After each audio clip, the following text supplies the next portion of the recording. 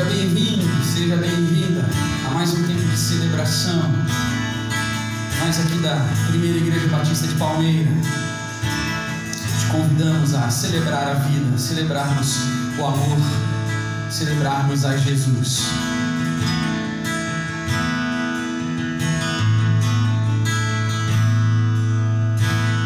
Glória e majestade estão diante dele, força e formosura no seu santuário. Glória e majestade estão diante dele, força e formosura no seu santuário.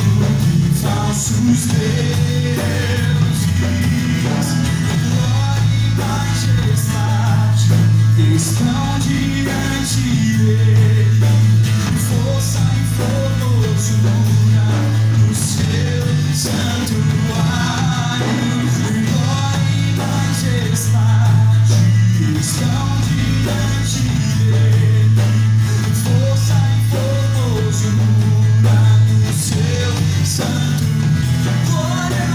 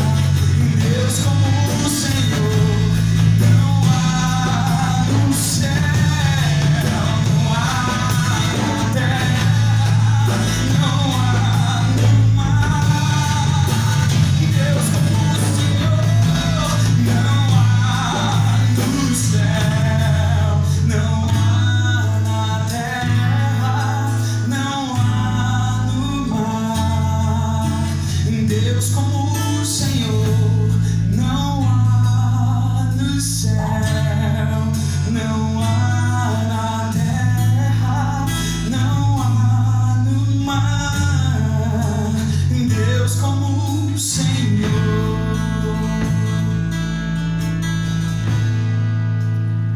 Glória a Deus, louvamos ao nosso Deus que é rico em amor, em graça. Tem um texto da palavra de Deus que eu quero compartilhar contigo, que fala sobre o amor de Deus. Esse amor que não tem fim, que não cessa, um amor que é incondicional. Amados, amemos uns aos outros, pois o amor procede de Deus. Aquele que ama é nascido de Deus e conhece a Deus. Quem não ama não conhece a Deus, porque Deus é amor. Foi assim que Deus manifestou o seu amor entre nós. Ele enviou o seu Filho unigênito ao mundo para que pudéssemos viver por meio dele. E nisto consiste o amor, não em que nós tenhamos amado a Deus, mas em que ele nos amou e enviou seu Filho como propiciação pelos nossos pecados. Amados, visto que Deus assim nos amou, nós também devemos amar uns aos outros. Ninguém jamais viu a Deus. Se amarmos uns aos outros, Deus permanece em nós e o seu amor está aperfeiçoado em nós. Que o amor de Jesus seja derramado na sua vida e através desse amor ele te capacite a amar o outro, a amar o próximo. Eu te convido a agradecer a Deus por esse infinito amor que foi derramado por nós. Oh Deus, te louvo pelo teu amor. Tu mudaste o meu interior e agora eu quero viver para transmitir esse amor que vem de ti. Oh Deus, te louvo pelo teu amor. Tu mudaste o meu interior e agora eu quero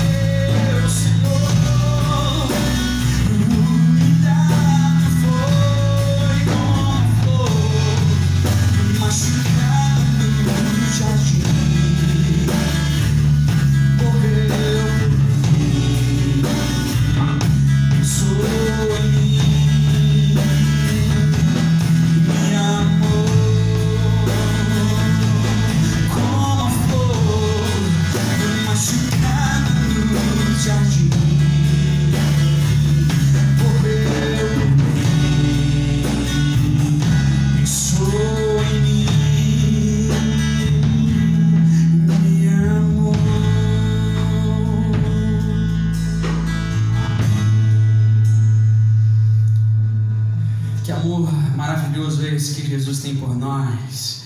É esse amor que nos capacita a seguir em frente nos dias difíceis. É através desse amor e por esse amor que nós combatemos o combate da vida, nós guerreamos, porque nós temos um general que está diante de nós, que é todo poderoso e que nos ajuda a enfrentar toda e qualquer situação. Creia nisso e cante conosco isso, declarando que o Senhor Deus é o nosso general.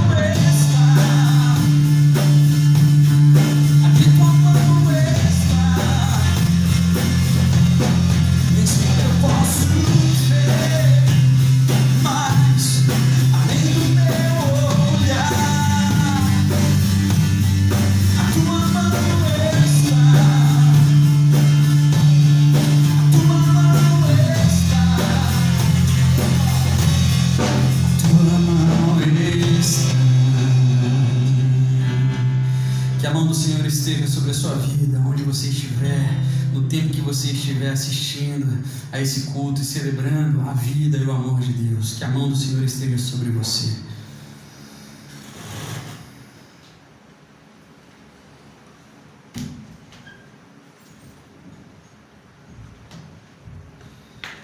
Convido você a acessar a sua Bíblia, no livro de Êxodo. Livro de Êxodo, capítulo 2. Quero compartilhar uma história contigo. História de Moisés.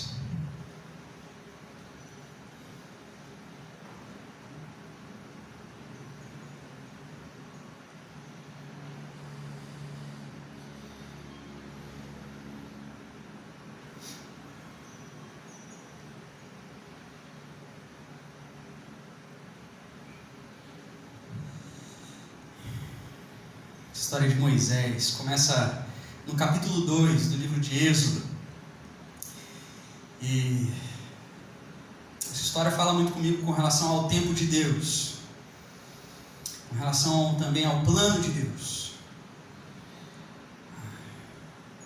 Ontem era março, e nós estávamos vivendo na normalidade da nossa vida. E nós estávamos recebendo um alerta que precisaríamos entrar como nação em quarentena. Hoje já é setembro e 6 meses se passaram dessa quarentena. E nós estamos aqui. Que tempo é esse que nós estamos vivendo? Onde ontem nossas vidas seguiam um curso na sua normalidade, dentro do nosso plano, talvez, do que você planejou. Hoje já foram-se 6 meses. Que tempo é esse? Alguém já disse que via o futuro se repetir no passado. Essa é um trecho de uma canção. Outro disse que o tempo nunca se perde. Ele só se cria ou se transforma. O tempo não se perde, ele só se cria ou se transforma. Alguém também cantou já que as horas nunca andam para trás. As horas nunca andam para trás. O tempo não para. Ontem entrávamos em quarentena. Hoje já estamos há 6 meses. Você já parou para pensar nisso? O tempo não para. O poeta escreveu o seguinte: quando se vê já são 6 horas. Quando se vê já é sexta-feira. Quando se vê já é Natal. Quando se vê já terminou o ano. Quando se vê perdemos o amor. Quando se vê passaram-se 50 anos. Se fosse me dado um dia, uma outra oportunidade, eu nem olhava para o relógio. Seguiria sempre em frente. Eu digo, não deixe de fazer algo devido à falta de tempo. Não deixe de ter alguém ao seu lado por outro medo. A única falta que você terá será desse tempo que infelizmente não volta atrás. O tempo não volta atrás. As horas nunca andam para trás. O tempo não para. Você já percebeu isso? Tem uma história que conta de um grupo de amigos, homens, que quando eles tinham 20 anos de idade, eles sentavam para conversar, e o centro da conversa desses amigos era: olha, você não sabe, mas eu conheci uma menina, rapaz, 20 anos de idade. Esse mesmo grupo, aos 40 anos, conversando e o tempo passando, se encontram. E o centro da conversa deles é: olha, eu conheci um restaurante, um lugar para comer que você não acredita. O tempo passando. Esse mesmo grupo de amigos, conversando com 60 anos de idade, diziam um para os outros: olha, eu conheci um médico, rapaz, que você precisa ir lá fazer um exame, que esse é dos bons. A verdade que está por trás disso é que o tempo não para. As situações elas mudam. Os problemas eles mudam, eles vêm e vão, você sabe disso, mas o tempo não para. De repente, quando se vê, o tempo passou. A reflexão sobre o tempo não é algo privado ou seletivo ou direcionado apenas aos poetas, aos escritores, mas também a eles. E também nós vemos a reflexão sobre o tempo na Bíblia. O salmista disse que o homem é como um sopro, os seus dias são como sombra passageira. Jó, em meio à sua reflexão sobre a vida, disse que nós nascemos ontem e não sabemos nada. Os nossos dias na terra não passam de uma sombra. O sábio Salomão dedica um capítulo inteiro do seu livro de Eclesiastes para falar sobre o tempo. Capítulo 3 todo, ele diz que existe um tempo para todas as coisas aqui, enquanto nós estivermos debaixo do céu. Há um tempo para cada coisa, para tudo nesse momento em que nós chamamos de vida. O tempo é algo muito importante no plano de Deus. Se de um lado o tempo não para, o plano de Deus também não para, ele está em curso, ele está em execução. O plano de Deus está acontecendo independente do tempo da nossa vida. Existe um tempo certo para tudo o que Deus planejou na minha vida, na sua vida. Existe um tempo certo para que tudo se cumpra. O capítulo 2 de Êxodo, que relata o nascimento de Moisés, vai mostrar Deus usando esse homem chamado Moisés para iniciar um novo tempo na vida de um povo, um tempo de libertação na vida desse povo. O povo estava vivendo sobre um tempo muito difícil, um tempo brutal, um tempo de escravidão, um tempo de escassez. Faraó estava oprimindo a todos, a ordem era de morte. Todo menino que nascesse, toda criança do sexo masculino que nascesse, deveria ser jogado no Nilo. Você conhece a história? Toda criança do sexo masculino que nascesse deveria ser morto. Essa era uma pressão, esse era um tempo difícil. Nós vivemos tempos difíceis. Ontem era uma quarentena, hoje já são 6 meses. O tempo não parou e o plano de Deus também não parou. Deus não parou de agir. Ele continua com o seu plano em curso. E nós devemos estar buscando entender o que Deus quer de nós nesse tempo de nos reinventarmos, de reclusão, de escassez, de falta de trabalho, de falta de recursos, de falta de abraço. O que nós podemos fazer diante do tempo difícil? O Moisés, desde o seu nascimento, vai nos ensinar algumas lições. Moisés nasce num tempo difícil, e no tempo difícil, já no nascimento de Moisés, eu aprendo que eu preciso confiar no plano de Deus que está em andamento. Essa é a primeira lição que eu aprendo com Moisés. Eu não posso ceder às pressões que estão vindo sobre mim, eu preciso confiar. Qual era a pressão que Moisés sofria, que a família de Moisés sofria, que esse contexto dessa narrativa bíblica no início do capítulo 2 nos apresenta? Toda criança que nascesse e fosse menino deveria morrer. Quem é que nasce nesse contexto? Moisés. Versículo 1, um casal da tribo de Levi casou-se com uma mulher da mesma tribo, um homem casou.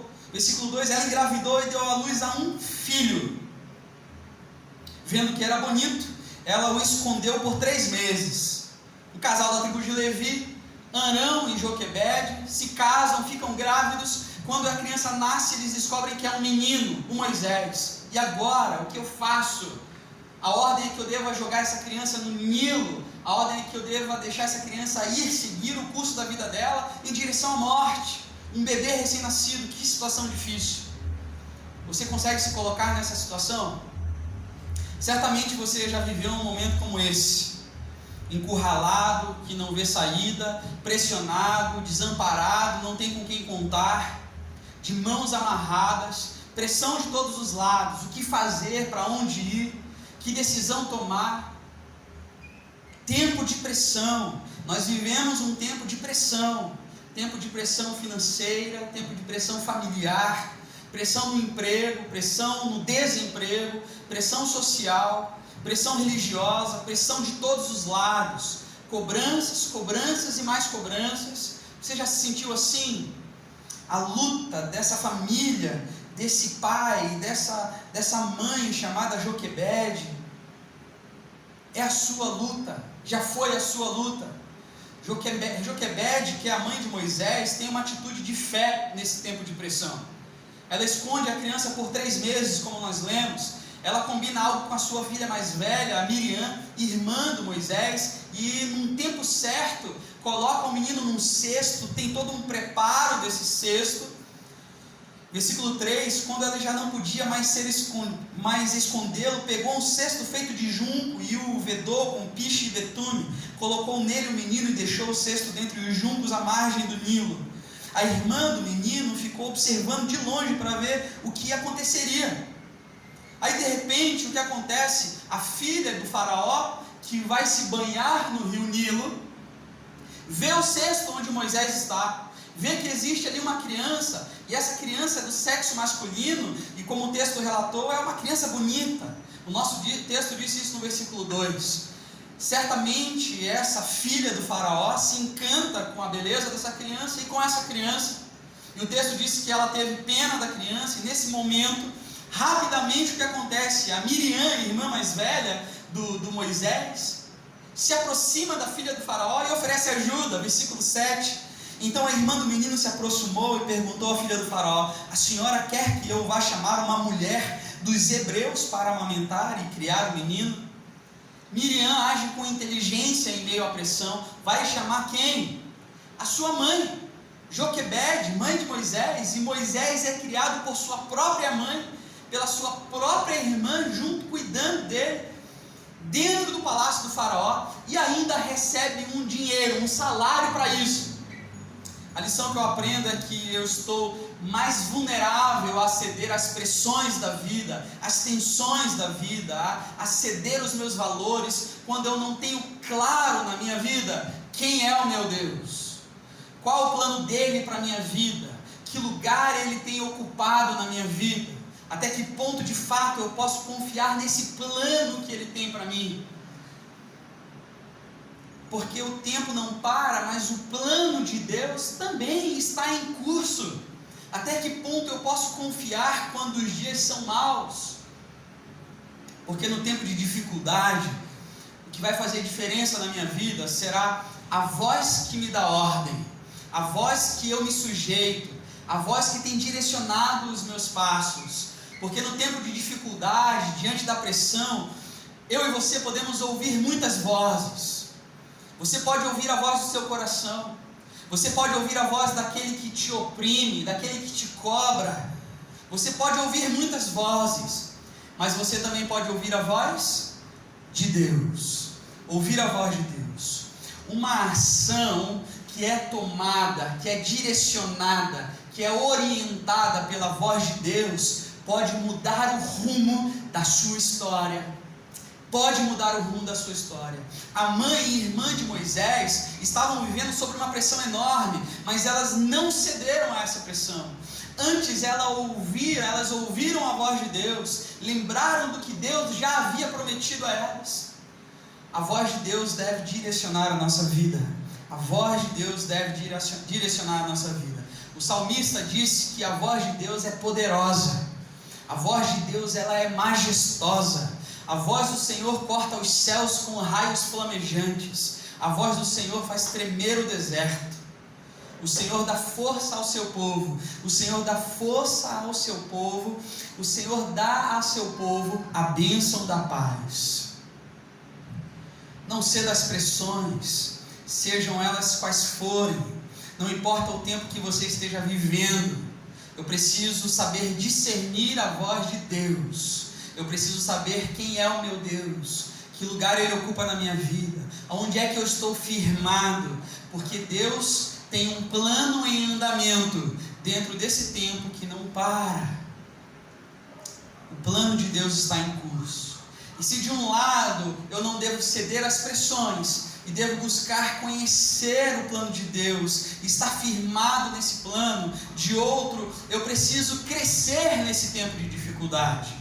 Porque o tempo passa e de repente Moisés já não é mais uma criança. não é uma criança que precisa dos cuidados da sua mãe. Ele deve estar entre 15 e 17 anos, e essa era considerada uma fase adulta. O tempo está passando e ele está vivendo uma fase difícil da vida dele, a fase da adolescência. Na adolescência há uma expectativa sobre nós. Os nossos pais, aqueles que nos amam, aqueles que cuidam da gente, os avós, seja lá por quem você foi cuidado na sua fase da adolescência, tem uma expectativa sobre a sua vida. E nós sentimos isso na adolescência. Moisés certamente sentia isso. Ele cresceu dentro de um palácio, ele foi criado como um príncipe. A filha de Faraó não era a filha de qualquer homem, era a filha de Faraó. Ele tinha todas as regalias, ele tinha acesso a todos os lugares. Ele foi abençoado na sua criação. Há uma expectativa como ele, e como sobre a vida de Moisés, e como já é de se esperar, Moisés age não como um adulto na sua fase de adolescência, e sim como um adolescente.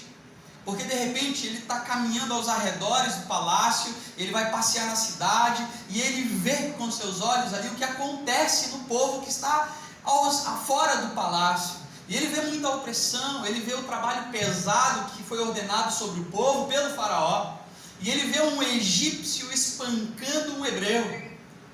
Ele dá uma olhada para o lado, dá uma olhada para o outro, acha que não vê ninguém, está tudo ok, e toma as dores do hebreu, e de repente ele mata esse egípcio. Ou seja, ele age por impulso, como um adolescente que age por impulso. No outro dia, o Moisés está passeando de novo, ele vê dois hebreus brigando, e aí ele vai querer se meter na briga dos hebreus, e leva uma resposta: quem te nomeou líder e juiz sobre nós? Você quer nos matar como matou o egípcio? Resultado: Moisés com culpa no cartório. Ele fica com medo do faraó. O faraó, louco e obstinado do jeito que era, descobre que Moisés matou o egípcio, e agora ele quer a cabeça do Moisés. Diante disso, Moisés foge. A partir do versículo 11 do capítulo 2, Moisés teve medo e pensou: com certeza tudo foi descoberto. Versículo 15: quando o faraó soube disso, procurou matar Moisés, mas este fugiu e foi morar na terra de Midian. Bom, Moisés fugiu, agora é um fugitivo, perdeu as suas regalias, é um homem anônimo, ele é desconhecido, vive no anonimato. Vai para a região de deserto, ali o tempo passa mais uma vez, porque o tempo não para, nem o plano de Deus. Moisés vive um tempo de anonimato, ele não é mais um príncipe, ele é estrangeiro, ninguém o conhece, ele vai começar uma nova vida. Moisés casa com uma mulher chamada Zípora, o seu sogro é um homem chamado Jetro. Moisés e Zípora, eles se relacionam, eles têm um filho, coloca o nome desse menino de Gerson. A vida é em curso. Moisés recomeçando no deserto. O tempo passa e nós lemos no versículo 23 do capítulo 2. 23 do capítulo 2. Muito tempo depois, morreu o rei do Egito. Morre o faraó, o rei do Egito, que estava atrás da cabeça do Moisés. Morreu o rei do Egito. Os israelitas gemiam e clamavam debaixo da escravidão, e o seu clamor subiu até Deus. Versículo 24: ouviu Deus o lamento deles e lembrou-se do que? Da aliança que fizera com Abraão, Isaque e Jacó. Deus olhou para os israelitas e viu a situação deles. E aí nós entramos no capítulo 3, versículo 1 do capítulo 3. Moisés pastoreava o rebanho do seu sogro Jetro, que era sacerdote na terra de Midian. Um dia levou o rebanho para o outro lado do deserto e chegou a Horebe, o monte de Deus. O tempo passando, Moisés não é mais príncipe. Moisés, ele é esposo, é pai, ele tem um sogro, ele tem uma nova família, ele tem noras, o ciclo da vida dele está acontecendo fora do Egito, na terra de Midian, um homem estrangeiro. Moisés estava no deserto e era pastor de ovelhas. Ali no deserto acontece algo incrível. Moisés tem uma experiência extraordinária com Deus, no deserto. no deserto. Nós vemos essa narrativa no capítulo 3, a partir do versículo 2 até o versículo 10. Moisés pastoreava um rebanho de ovelhas e ele leva essas ovelhas para um monte, o Monte Horebe, o monte de Deus. Neste monte ele vê uma sarça pegando fogo.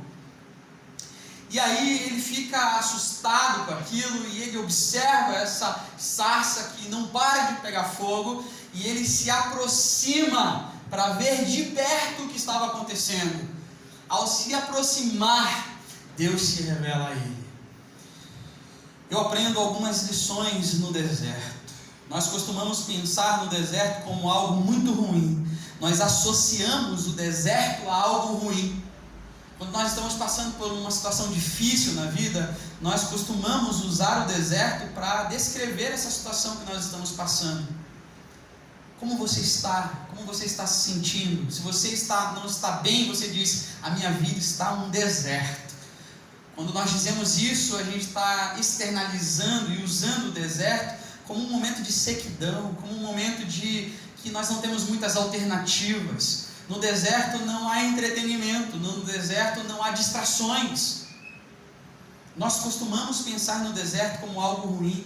O deserto, para mim, não deixa de ser algo ruim, mas ele serve como um lugar de formação espiritual. Segundo a Bíblia, o deserto é esse lugar onde Deus quer nos graduar, Ele quer nos ensinar, Ele quer nos premiar, Ele quer nos elevar, Ele quer fazer com que a gente amadureça, cresça. É no deserto que nós somos promovidos, é no deserto que nós amadurecemos. Eu acredito que toda vez que Deus tem algo para dar para alguém, uma promoção, por exemplo, essa promoção vem disfarçada de trabalho. Se nós resolvermos a questão trabalho, nós receberemos uma promoção. Eu e você precisamos encarar o deserto, não fugir dele, mas encarar. Deserto para mim não é algo tão ruim. No deserto nós podemos crescer. Eu acredito que o deserto faz algumas coisas nas nossas vidas. Por exemplo, o deserto nos coloca sozinhos. Aí, sozinhos, nós vamos ter que aprender a viver conosco mesmo. Sozinhos, nós vamos ter que dar conta de algumas coisas. O deserto nos coloca sozinhos. O deserto também é bom para a gente se adaptar às situações da vida. E já são 6 meses, e eu espero que você já esteja se adaptando à sua nova rotina de vida. O deserto é bom para a gente se adaptar. De dia no deserto é calor, muito calor. E de noite é frio, muito frio. Deus precisa de gente que saiba lidar com todos os tipos de situações, porque o plano dele está em curso. E nós precisamos estar adaptados ao que está acontecendo. Precisamos dar continuidade, abraçar esse plano, mesmo que os tempos sejam difíceis. O deserto também, ele tira a vaidade da gente. Ele tira a vaidade de dentro da gente. Porque não há luxo no deserto. Não há variedades no deserto. Não há opções. Não há múltiplas opções. Não há multiplicidade de escolhas no deserto. Então nós perdemos a vaidade. O deserto também nos ensina a viver com pouco, por causa de tudo isso. E nós estamos experimentando isso como nação ao longo desses meses todos, a viver com pouco, a viver em poucos. É no deserto também que a gente encontra a Deus. Não só no deserto, mas também. Foi no deserto que Deus se revelou a Moisés de forma extraordinária. Por isso, não fuja do deserto. Deixe Deus te graduar, te promover no deserto. Deixe Deus te abençoar no deserto. Abra os seus olhos nesse momento de dificuldade para ver o plano de Deus que está em curso. E faça mais. Cresça no deserto. Amadureça nesse tempo de privação. Nesse tempo em que estamos em poucos. Cresça. amadureça. Foi nesse tempo difícil de deserto, de anonimato, de uma vida muito diferente da de um príncipe do Egito, que Moisés costumava ter como um príncipe no Egito, que Deus se revelou a Moisés. Ele se aproximou para ver o que estava acontecendo e Deus o lembrou das suas promessas. Versículo 6 do capítulo 3. Deus disse: eu sou o Deus de seu pai Moisés, eu sou o Deus de Abraão, o Deus de Isaque, o Deus de Jacó. Então Moisés cobriu o rosto, pois teve medo de olhar para Deus. O que Deus estava dizendo era: Moisés, eu estou contigo. Moisés, eu sempre estive contigo. Moisés, eu fiz uma promessa e eu vou cumprir essa promessa. Moisés, você não está aqui no deserto à toa. Mesmo que você tenha fugido de uma situação, você pode ter fugido daquilo, mas você não foge do meu plano, porque eu tenho um plano para a sua vida. Você está aqui para amadurecer, e assim eu posso cumprir o meu plano que eu tenho para a sua vida, que está em curso. Eu posso cumprir isso através de você. Agora você não é mais um adolescente impulsivo. Você cresceu e eu tenho algo importante para você. Você quer isso, Moisés? É o que Deus coloca diante de Moisés no deserto. É assim conosco. Deus permite que situações difíceis cheguem até nós, não para nos desanimar, não para diminuir a nossa fé, não para nos tentar, porque Deus não tenta ninguém, mas para nos fortalecer e amadurecer. Talvez você esteja vivendo um tempo de deserto no deserto. Talvez você esteja vivendo um tempo de sequidão. Você não vê muitas opções adiante. Mas Moisés no deserto nos ensina que a gente pode se aproximar de Deus. Veja de perto o que Deus está fazendo, porque Ele está fazendo, Ele está agindo. Certamente, ao se aproximar de Deus, Deus vai se revelar a você. Ele vai falar com você, e Ele vai dar uma nova direção na sua caminhada. Não ceda às pressões, não pegue atalhos, confie no plano perfeito de Deus, cresça, amadureça no deserto. E por último, terceira lição que eu aprendo, é que nós precisamos, na hora da dificuldade, e não só na hora da dificuldade, mas em todos os momentos, exercitar a nossa fé. Obedecer ao que Deus já falou. Eu fico me perguntando por que é que Deus ia falar algo novo para a gente, se aquilo que Ele já falou nós ainda não obedecemos. É fácil? Não é fácil. Deus deu uma ordem para Moisés e ele questiona a ordem de Deus. Versículo 11 do capítulo 3. Moisés questionando a Deus: quem sou eu para apresentar-me ao faraó e tirar os israelitas do Egito? Moisés questionando a Deus, colocando um ponto de interrogação. Deus pacientemente diz que estará com Moisés.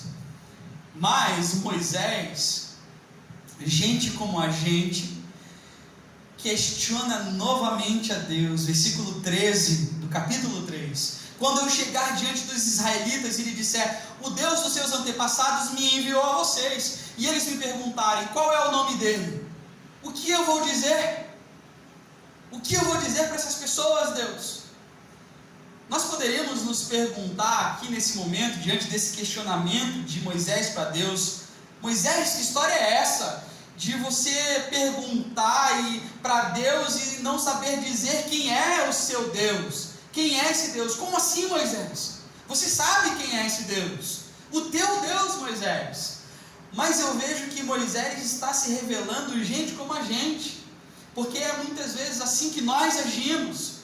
Quantas não são as oportunidades que nós nos calamos, que nós retrocedemos na nossa fé, duvidamos, não exercitamos a nossa fé, deixamos de testemunhar, nos omitimos, deixamos de crer, não falamos das experiências de fé que nós vivemos com Deus.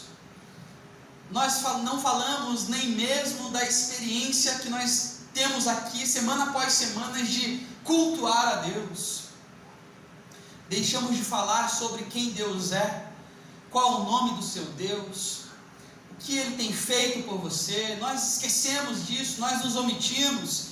Eu sei que dá medo muitas vezes, Moisés nos mostra isso, que dá medo, mas Deus tem uma resposta incrível. Versículo 14: quando nós estivermos com medo, quando nós estivermos num tempo de dificuldade, pensando em desistir, nós precisamos lembrar sobre a palavra que Deus dá a Moisés. Versículo 14, Deus disse a Moisés: Moisés, quando você estiver com medo, se lembre, eu sou o que sou. É isso que você dirá aos israelitas: eu sou, me enviou a vocês. Aí Deus disse também a Moisés: diga aos israelitas, o Senhor, o Deus dos seus antepassados, o Deus de Abraão, o Deus de Isaac, o Deus de Jacó, enviou-me a vocês. Este é o meu nome para sempre, nome pelo qual serei lembrado de geração em geração. O medo de Moisés, aqui especificamente, vinha de duas fontes, que primeiro era a sua insegurança no falar. Nós, ao lermos a história, descobrimos que Moisés ele tinha uma dificuldade de falar. Ele não sabia falar bem. Ele mesmo diz isso mais à frente no capítulo 4, especificamente no versículo 10, que ele não sabe falar bem. Essa era uma fonte do seu medo, e é uma fonte que tem uma justificativa muito boa, muito justificável. E o segundo momento, segunda fonte do seu medo vinha dos próprios egípcios. Os egípcios tinham muitos deuses, cada um com um nome diferente. Diante dessa realidade, Deus olha para Moisés e diz para ele: diga para essas pessoas que eu sou o que sou. Como assim? Veja, é muito justificável esse medo do Moisés. E eu me coloco no lugar de Moisés e digo: Deus, eu vou chegar diante desse povo e dizer: o meu Deus, que é o eu sou, que diz que Ele é o eu sou que sou, me diz para vir aqui a vocês. O que esse povo que tem vários deuses vai dizer? Mas como assim eu sou o que sou? Quem é o eu sou? E Deus diz: eu sou é o eu sou. O que Deus está dizendo para Moisés é que Ele é o mesmo que sempre foi. É o mesmo que falou com Abraão e que chamou a Abraão e deu uma missão para Abraão, o pai da nossa fé cristã. É o mesmo que esteve com Isaac, é o mesmo que esteve com Jacó. O eu sou não mudou. Eu sou continua sendo o mesmo.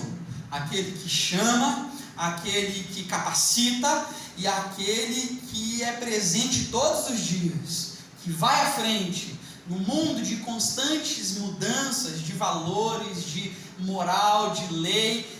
O que Deus está nos dizendo é que nós que damos créditos, que nos abraçamos a essa fé do Abraão, do pai da fé, que nos abraçamos a esse Deus, nós temos um Deus que não muda, um Deus imutável. Nós podemos encontrar estabilidade nesse mundo instável e segurança nesse mundo inseguro no grande eu sou.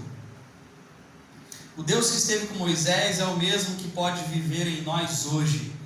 O autor da carta aos Hebreus afirma que esse Deus é o mesmo ontem, é o mesmo hoje e eternamente. Eternamente. Moisés é este grande homem que no tempo de Deus, vai levar libertação ao povo que ainda nesse momento da história é escravo.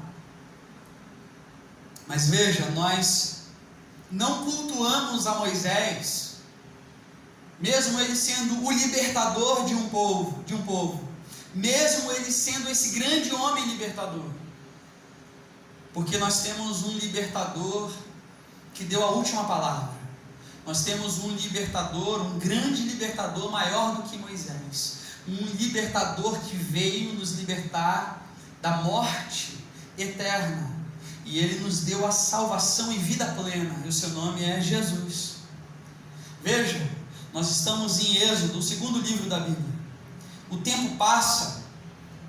Esse livro é um livro histórico e que contém nele um tempo de história incontável. Tem muitas histórias. O tempo passa. Certamente, muito tempo passa. E nós chegamos até Jesus. Jesus é o nosso libertador e que nos dá a vida eterna, e que nos dá a plenitude de vida, e que nos capacita a viver em tempos difíceis. Jesus sofreu pressão. Ele nasce num momento como o de Moisés.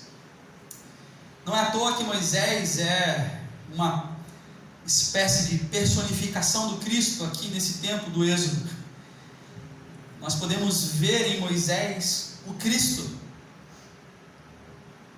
Diante da pressão em que Jesus nasce, tempo de perseguição, de morte também, diante desse tempo que Jesus nasce, está inserido na história, ele nos diz: neste mundo vocês terão aflição, contudo vocês devem ter ânimo, porque eu venci o mundo, eu venci a dificuldade. O apóstolo Paulo, quando teve o seu encontro com Cristo Jesus, o verdadeiro libertador, ele disse: de todos os lados nós somos pressionados, mas nós não desanimamos. Nós ficamos perplexos, mas não desesperados. Nós somos perseguidos, mas nós não somos abandonados. Somos abatidos, mas não destruídos. Trazemos sempre em nosso corpo o morrer de Jesus, para que a vida de Jesus também seja revelada em nosso corpo. É isso que Jesus, como Moisés, nos ensina. Confie que Deus tem um plano em andamento, em curso. Talvez o seu tempo seja de deserto. Lembre-se que foi no deserto que Moisés estava sendo preparado. Foi no deserto também que Jesus venceu uma grande luta antes de começar o seu ministério. Jesus vence a luta no deserto e logo em seguida ele começa a pregar àqueles que não conheciam ao Deus de Abraão, Isaque e Jacó, ao Deus de Moisés. O deserto pode ser esse lugar em que você vai poder refletir, crescer, amadurecer. Foi no deserto que Moisés cresceu, amadureceu, se aproximou de Deus e teve uma experiência de fé incrível. Amadureça nesse tempo de dificuldade, de deserto, de sequidão. Foi no deserto que Moisés teve uma experiência com Deus, no deserto. Uma das primeiras mensagens de Jesus, logo que ele sai do deserto, foi sobre felicidade. É mais conhecida e popularmente conhecida como as bem-aventuranças. Jesus sai do deserto e ele vai pregar sobre felicidade. Ele vai dizer: felizes, bem-aventurados serão vocês quando por minha causa os insultarem, os perseguirem. Diante disso tudo vocês alegrem-se, regozijem-se, porque grande é a sua recompensa nos céus. Tempo de deserto não é para reclamar, nem mesmo para abandonar a fé. É para se alegrar e amadurecer. Jesus, ele é o autor e consumador da fé cristã. Jesus é o autor e consumador da fé cristã. Eu e vocês, na dificuldade, aprendemos com Moisés que nós devemos estar com a nossa fé sendo praticada. Nós precisamos exercitar a nossa fé. Jesus, ele é o autor e consumador da nossa fé. O autor da carta aos Hebreus vai dizer algo espetacular a respeito de Jesus, que vai fechar a nossa mensagem. E ele diz o seguinte, Hebreus capítulo 4, a partir do versículo 14: visto que temos um grande sumo sacerdote que adentrou os céus, Jesus, o Filho de Deus, apeguemo-nos com toda a firmeza à fé que professamos, pois não temos um sumo sacerdote que não possa compadecer-se das nossas fraquezas, mas sim alguém que, como nós, como nós, passou por todo tipo de tentação, porém não pecou. Assim sendo, aproximemo-nos do trono da graça com toda a confiança, a fim de recebermos misericórdia e encontrarmos graça que nos ajude no momento da necessidade. Moisés se apegou a essa fé com firmeza? Sim. Ele se aproximou de Deus? Sim. Será que é o tempo de você se abraçar mais a essa fé cristã? Dar um passo em direção ao Cristo? Assumir um compromisso com Cristo? Entregar a sua vida a Ele? Talvez a gente se pergunte: que tempo é esse que nós estamos vivendo? Esse tempo que não para, apesar do aparente caos e desordem. Deus quer nos ensinar algo importante, que todo tempo é tempo de estar com Ele, é tempo de confiarmos nele e aprofundarmos os nossos relacionamentos com Ele e com o próximo. Todo tempo é tempo de nos conectarmos com Ele por meio da sua palavra, por meio da oração. Aproveite esse período de reclusão em que nós estamos vivendo ainda, esse período em que o abraço deve ser guardado, para você se guardar sobre as asas daquele que cuida de nós em todo o tempo. Não ceda às pressões, que a voz de Deus direcione a sua vida. Confie no plano perfeito de Deus que está em curso. Amadureça nesse momento de dificuldade, cresça, diga para Jesus: onde eu posso melhorar? Exercite a sua fé, dê passos de fé, e que a graça de Jesus e que a misericórdia dele seja derramada a você ao se aproximar dele com confiança. Faça isso em nome de Jesus. Amém. Que Deus te abençoe, que a graça dele seja derramada sobre sua vida. Amém e amém.